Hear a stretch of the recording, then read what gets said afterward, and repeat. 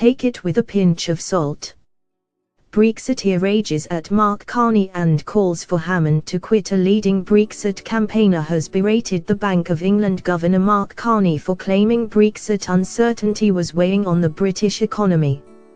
John Longworth, the co-chair of Leave Means Leave, hit out at the bank boss' gloomy forecast for Brexit Britain before taking a swipe at Chancellor Philip Hammond. Speaking to BBC News, he said to take Bank of England forecasts with a pinch of salt and called for the Tory minister to resign. He said, "First of all, the Bank of England are notoriously bad at forecasting.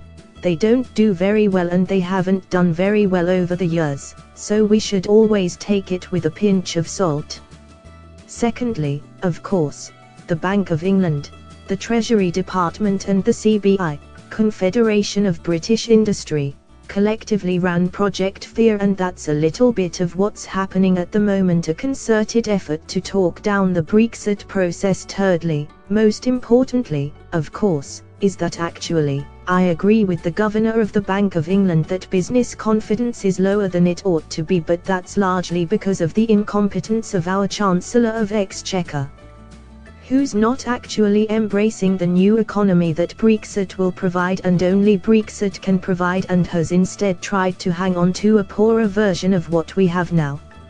Mr. Longworth then called for the Treasury to recognise the huge opportunities presented by the EU divorce or replace. Mr. Hammond, he said, the government, are in some disarray as to the way forward, but the best way of resolving that, of course, is either to get the Treasury Department to actually recognise the fact Brexit provides huge opportunities to grow the economy, and it needs to make a statement about that in the autumn budget so business confidence then picks up and we actually start to grow, or we ought to get a new Chancellor.